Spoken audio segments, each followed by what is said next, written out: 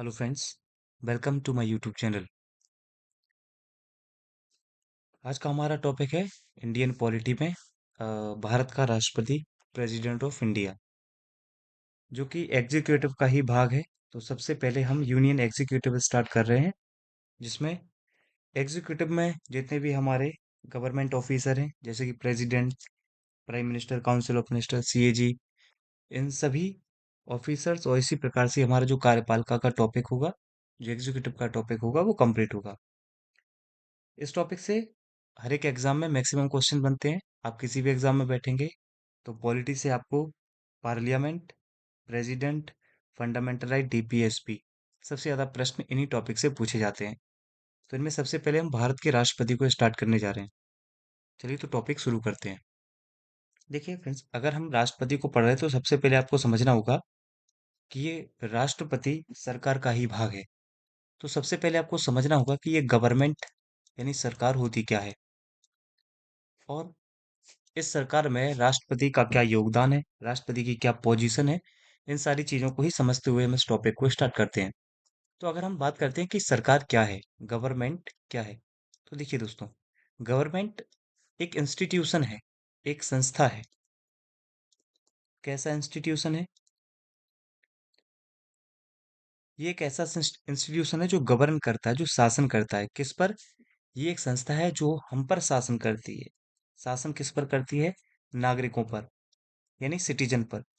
अब प्रश्न उठता है कि ये नागरिकों पर शासन क्यों करती है? तो इस शासन करने के रीजन क्या है? वेलफेयर यानी कि कल्याण, और डेवलपमेंट यानी कि विकास। तो नागरिकों का कल्याण करने के लिए और उसका विकास करने के लिए, उसका वेलफेयर और डेवलपमेंट करने के लिए ही जो हम पर गवर्न करने वाला इंस्टीट्यूशन है, वही कहलाता है सरकार। ठीक है, तो ये सरकार की डेफिनेशन है। अब इस सरकार के कंपोजिशन बात कर लो, या आप इसको संगठन बोलो, या इसको आप अंग बोलो। सरकार के मुख्यतः 4 अंग होते हैं, जिसमें अभी हम प्रॉपरली केवल 3 अंग की ही बात करेंगे। ये जो कंपोजिशन हम बात करने वाले हैं, इसमें आता है लेजिस्लेचर। लेजिस्लेचर अर्थात हम इसको बोलते हैं विधायिका। दूसरा होता है एग्जीक्यूटिव यानी कि कार्यपालिका। और तीसरा होता है जुडिशरी, जो हम बोलते हैं न्यायपालिका। तो इन, और जो अगर हम चौथा पिलर की बात करते हैं तो वो मीडिया होता है। लेकिन मीडिया हमारे टॉपिक में नहीं है, तो हमें मीडिया को कवर नहीं करना है। हमारे ये 3 टॉपिक रहेंगे, जिसमें हम लेजिस्लेचर, एग्जीक्यूटिव और जुडिशरी की बात करेंगे। क्लियर है? तो आइए अब समझ लेते हैं इन सब का अर्थ और इन सब का मतलब। क्लियर है? चलिए, तो हम देखते हैं पहले कि सरकार क्या होती है। तो यहाँ पर डेफिनेशन लिखी हुई है, जैसा कि मैंने आपको बोला है। गवर्नमेंट क्या है, इसका अर्थ या परिभाषा है, इट इज अ इंस्टीट्यूशन, यह एक संस्था है जो नागरिकों के कल्याण व विकास करने के लिए उन पर शासन करती है। Govern citizens for their welfare and development. तो ये परिभाषा हुई सरकार की। अब फ्रेंड्स, इसके कंपोजिशन में, जैसा कि मैंने अभी आपको बताया, इसके कंपोजिशन में होता है लेजिस्लेटिव, एग्जीक्यूटिव और जुडिशरी। मीडिया जो चौथा होता है, उसको हम डिस्कस नहीं करेंगे। हाँ, बहरहाल आपको याद रखना है कि हाँ, 4 इसके पिलर होते हैं। चाहे लोकतंत्र के आपसे 4 पिलर पूछे जाएं तब भी यही होंगे, legislature, executive and judiciary and media. और अगर सरकार के 4 अंग पूछे जाएं तब भी यही होंगे, विधायिका, कार्यपालिका, न्यायपालिका और मीडिया। सबसे पहले हम बात करते हैं इन तीनों में डिफरेंस क्या है। तो देखिए दोस्तों, लेजिस्लेटिव का क्या काम है, विधायिका क्या क्या कार्य है, कि यह नागरिकों के लिए यानी हमारे देश के लिए कानून बनाने का काम करती है, मेकिंग लॉ। कानून निर्माण का कार्य करने वाली जो संस्था है वो विधायिका कहलाती है। और अगर हम अपने इंडिया में हाईएस्ट लेवल पे देखेंगे कि जो कानून बनाने की संस्था है, वो है पार्लियामेंट, हमारी संसद। और संसद के अगर आप ऑर्गन की बात करेंगे तो संसद के 3 अंग होते हैं, राज्यसभा, लोकसभा और राष्ट्रपति। तो जो संसद होती है वो किससे मिलकर बनी हुई है? तो हमारा जवाब होगा संसद राष्ट्रपति, लोकसभा, राज्यसभा से मिलकर बनी होती है। ये तीनों हमारे संसद का निर्माण करती हैं, और संसद हमारे सेंट्रल लेवल की एक विधायिका है, लेजिस्लेटिव है, जो कि कानून निर्माण का कार्य करती है। तो लेजिस्लेटिव में आपको ये बात याद रखना है। दूसरा है एग्जीक्यूटिव। अब फ्रेंड्स, लेजिस्लेचर ने जो भी कानून बनाया है, इसको इम्प्लीमेंट कौन करेगा, इनको लागू कौन कराएगा धरातल लेवल पर, बेस लेवल पर? तो दोस्तों, ग्राउंड लेवल पर इन कानूनों को लागू कराने का कार्य जो संस्था, जो इंस्टीट्यूशन करता है, उसको हम कार्यपालिका कहते हैं। इसी को हम एग्जीक्यूटिव कहते हैं। तो कार्यपालिका का क्या कार्य है? कार्यपालिका का कार्य है टू एग्जीक्यूट या इम्प्लीमेंट लॉ, कानून को लागू या उसका क्रियान्वयन करना। अब दोस्तों, इस कार्य को करने के लिए हमारी एग्जीक्यूटिव को दो टाइप में डिवाइड किया गया है, दो भागों में विभाजित किया गया है, which is permanent executive and temporary executive. स्थायी कार्यपालिका और अस्थायी कार्यपालिका। स्थायी कार्यपालिका वो होती है जिसमें जो कार्यपालिका का जो भी भाग बनेगा वो परमानेंट रहेगा, यानी उसकी रिटायरमेंट एज होती है। जबकि टेम्पररी जो एग्जीक्यूटिव होगी, इसमें जो मिनिस्टर आते हैं, जो 5 साल तक के लिए लेते हैं, या कभी कभी सरकार जब 5 साल से पहले ही भंग हो जाती है, डिसॉल्व हो जाती है, तो उसमें इनको अपना जो है पद त्याग करना पड़ जाता है। तो ये अस्थाई है। तो इसमें मैंने लिखा है मिनिस्टर। इसमें आती है ब्यूरोक्रेसी। ब्यूरोक्रेसी का मतलब है आईएएस आईपीएस सेंट्रल लेवल पर अगर आप देखेंगे, और अगर स्टेट लेवल पर लिखेंगे तो डिप्टी कलेक्टर डीएसपी वगैरह होते हैं, ये ब्यूरोक्रेसी के भाग हैं। तो ये दो प्रकार की होती है, ठीक है। नेक्स्ट, अगर हम जुडिशरी की बात करते हैं, अब ध्यान से देखिए, लेजिस्लेचर ने कानून को बनाया और एग्जीक्यूटिव ने ग्राउंड लेवल पर कानून को लागू किया। इसके कानून बनाने के दौरान और एग्जीक्यूटिव के कानून लागू करने के दौरान अगर किसी व्यक्ति के फंडामेंटल राइट्स का उल्लंघन होता है, उसका शोषण होता है, तो उसको जस्टिस देने का कार्य करने के लिए एक और इंस्टीट्यूशन बनाया हमारी सरकार का, विच इज जुडिशरी, जो न्यायपालिका कहलाया। न्यायपालिका का कार्य है टू प्रोटेक्ट लॉ, कानून का संरक्षण। जो भी कानून बनाए गए हैं, उन कानूनों का संरक्षण करने का कार्य है हमारी जुडिशरी का, न्यायपालिका का। तो अब जो हमारी तीनों संस्थाएं हैं, इनका आप कार्य समझ गए होंगे कि ये तीनों कैसे कैसे अपना कार्य करती हैं। तो लेजिस्लेचर कानून निर्माण का कार्य करती है, एग्जीक्यूटिव कानून को लागू करने का कार्य करती है, और जुडिशरी कानून का संरक्षण करती है। यही तीनों मिलके हमारी सरकार का गठन करते हैं। तो इस स्लाइड में हमने समझा कि सरकार क्या होती है और सरकार के संगठन क्या-क्या हैं। अब इसी एग्जीक्यूटिव में फ्रेंड्स हमारे प्रेसिडेंट आते हैं। तो जो मेरा टॉपिक है, हमारा जो टॉपिक है प्रेसिडेंट, उसको कवर करने के लिए पहले आपको ये समझना था कि ये लेजिस्लेचर क्या है, एग्जीक्यूटिव क्या है, जुडिशरी क्या है। चलिए, अब हम प्रॉपर आगे बढ़ते हैं अपने प्रेसिडेंट वाले टॉपिक पे। तो बेसिकली प्रेसिडेंट जो आएगा वो टेम्पररी एग्जीक्यूटिव का भाग है, और साथ में ये इंटीग्रल ऑर्गन होता है हमारी संसद का, यानी अभिन्न अंग होता है हमारी संसद का। तो चलिए स्टार्ट करते हैं। अब कुछ चीजें और समझ लेते हैं पहले। देखिए, हमारे यहाँ जो संसदीय शासन प्रणाली है, जो हमारा पार्लियामेंट्री सिस्टम है गवर्नमेंट का, वो सेम उसी प्रकार का है जैसे कि ब्रिटेन में है। तो भारत में ब्रिटेन की तरह ही संसदीय शासन प्रणाली को अपनाया गया है। तो हमारा जो पार्लियामेंट्री सिस्टम है, ये सिमिलर है to that of Britain has been adopted. जो ब्रिटेन ने एडॉप्ट किया है वही हमने। लेकिन फिर भी हमारे संसदीय शासन प्रणाली में और ब्रिटेन की संसदीय शासन प्रणाली में अंतर बहुत है।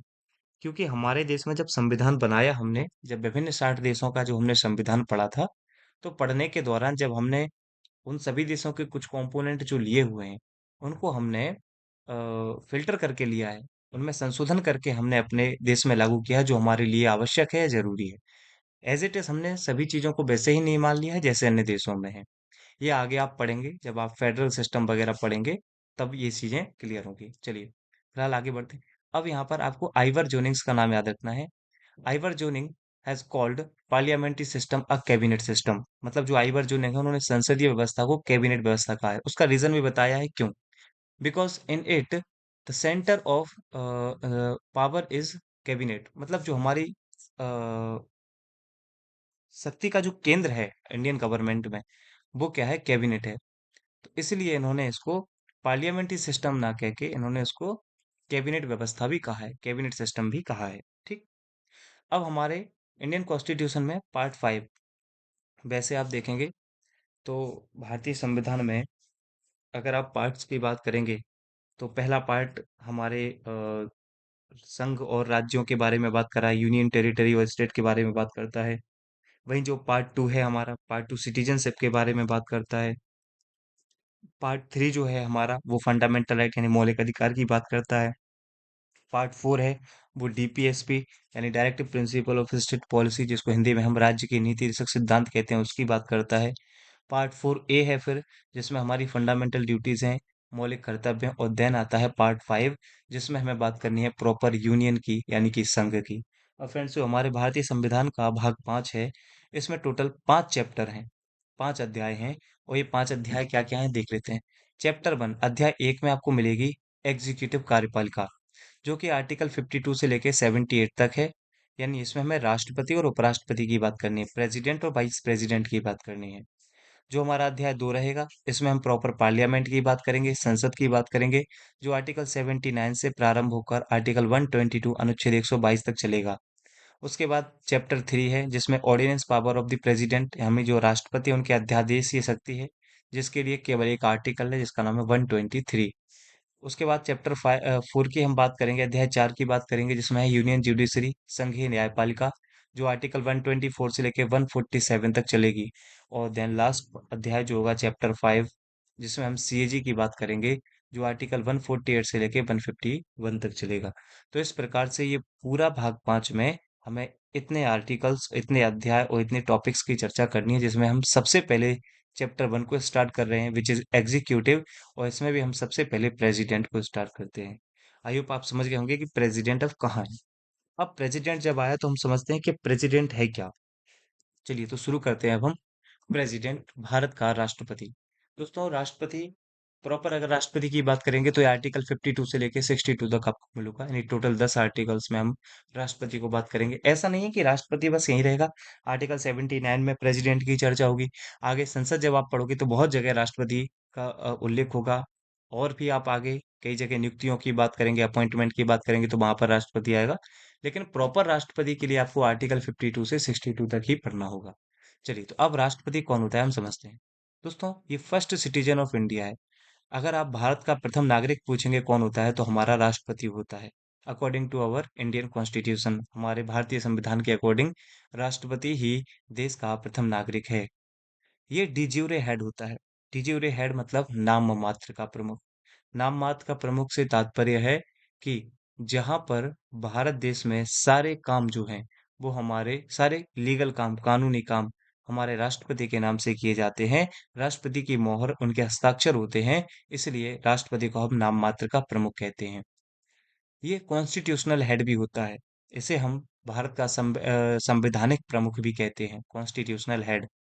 अगला आपको याद रखना है ऑर्गन ऑफ लेजिस्लेचर, ये विधायिका का भी अंग होता है। विधायिका का अंग कैसे होता है आर्टिकल 79 में पढ़ेंगे आप।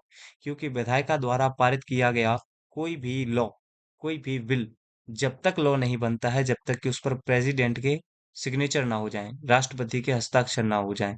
तो भले ही लोकसभा राज्यसभा जिस भी विधेयक पर पारित करते हैं, वह विधेयक राष्ट्रपति के पास जाता है और जब राष्ट्रपति उस पर सिग्नेचर हस्ताक्षर करता है तब जाके वह कानून बनता है।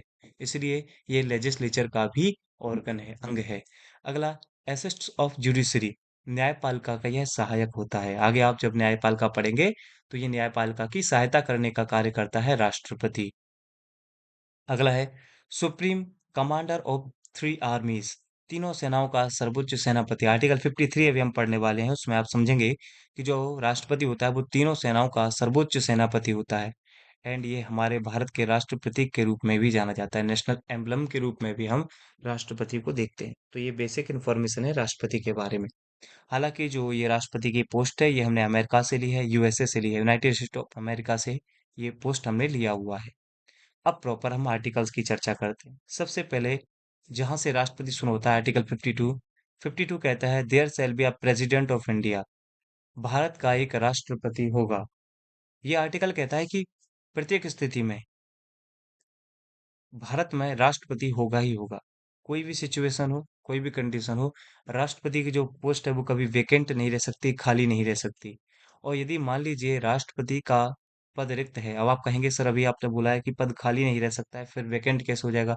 दोस्तों जब राष्ट्रपति नहीं होगा तो उस समय वाइस प्रेसिडेंट एक्टिंग प्रेसिडेंट के रूप में कार्य कर रहा होगा। यानी जिस समय राष्ट्रपति उपस्थित नहीं होगा उस समय भारत का उपराष्ट्रपति कार्यवाहक राष्ट्रपति के रूप में कार्य कर रहा होगा।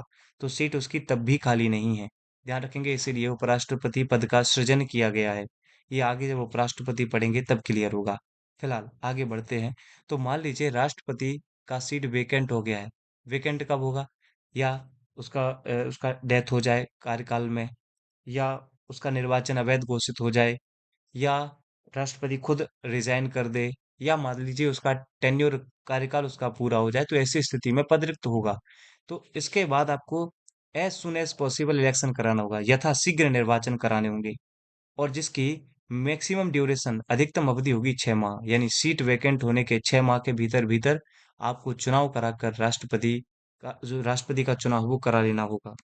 क्लियर है? ये आर्टिकल 52 कहता है। ठीक। अब आर्टिकल 53 की बात करते हैं। आर्टिकल 53 कहता है all executive power of union is vested in president. संघ की समस्त कार्यपालक शक्तियां राष्ट्रपति में निहित होंगी। अब फ्रेंड्स यहाँ पर बात आती है कार्यपालक शक्तियां, तो मैंने आपको अभी बताया कार्यपालिका का क्या कार्य है। कार्यपालिका का कार्य है इम्प्लीमेंटेशन ऑफ लॉ, कानूनों को लागू कराना। तो कानूनों को लागू कराने वाली ही एग्जीक्यूटिव है, तो ये सारी एग्जीक्यूटिव पावर राष्ट्रपति में ही निहित होती हैं। इसका मतलब क्या है? इसका मतलब ये लिखा हुआ है कि इन शक्तियों का प्रयोग, जो एग्जीक्यूटिव पावर है संघ की, उनका प्रयोग राष्ट्रपति स्वयं या अपने अधीनस्थों के माध्यम से करेगा। मतलब जो उसके सबऑर्डिनेट होंगे उनके माध्यम से करेगा। Shall be exercised by him either directly और through officers subordinate to him in according with this constitution. लेकिन इनका भी प्रयोग वह संविधान के अनुसार ही करेगा। ठीक है। इसी में आगे बताया जाता है कि संघ की रक्षा संबंधी सभी शक्तियां राष्ट्रपति में निहित होंगी। The supreme command of the defence forces of the union shall be vested in the president. तो हमारा जो मैंने बोला था आपको कि राष्ट्रपति तीनों सेनाओं का सेनापति होता है, इसी कारण हम कहेंगे कि संघ की रक्षा संबंधी सभी शक्तियां किस में निहित हैं? राष्ट्रपति में निहित हैं। आगे हम बात करते हैं आर्टिकल 54 की, अनुच्छेद 54 की। राष्ट्रपति का निर्वाचन, जो निर्वाचक मंडल होगा, जो हमारा इलेक्टोरल कॉलेज होगा, इसकी चर्चा करता है आर्टिकल 54। तो अनुच्छेद 54 राष्ट्रपति के निर्वाचन की बात कर रहा है या निर्वाचक मंडल की बात करेगा। अब इस निर्वाचक मंडल से क्या तात्पर्य है? तो फ्रेंड देखिए, निर्वाचक मंडल मैंने आपको यहाँ पर बताया हुआ है कि इलेक्टोरल जो कॉलेज होता है वो क्या है। इसमें आपको देखना होगा elected member of both houses of parliament, यानी संसद के दोनों सदनों के निर्वाचित सदस्य आते हैं। मतलब राष्ट्रपति के निर्वाचन में संसद के दोनों सदनों के निर्वाचित सदस्य। यहाँ पर जो पॉइंट आपको नोट करने लायक है वो क्या है उसको समझिए। यहाँ बोला गया है इलेक्टेड मेंबर, नॉमिनेटेड नहीं, इलेक्टेड मेंबर। हालांकि लोकसभा में से इलेक्टेड जो नॉमिनेटेड मेंबर थे, जो दो हम एंग्लो इंडियन को नॉमिनेट करते थे, वो प्रोविजन समाप्त कर दिया गया है। लेकिन राज्यसभा में अभी भी राष्ट्रपति के द्वारा 12 मेंबर का नॉमिनेशन किया जाता है, 12 सदस्यों का मनोनयन किया जाता है। तो अगर मान लीजिए वो 12 सदस्य हैं, वो पार्टिसिपेट नहीं करेंगे राष्ट्रपति के निर्वाचन में, क्योंकि यहाँ पर क्लियरली मेंशन किया गया हमारे संविधान में कि इलेक्टेड मेंबर, यानी संसद के दोनों सदनों के सिर्फ और सिर्फ निर्वाचित सदस्य भाग लेते हैं, मनोनीत सदस्य नहीं।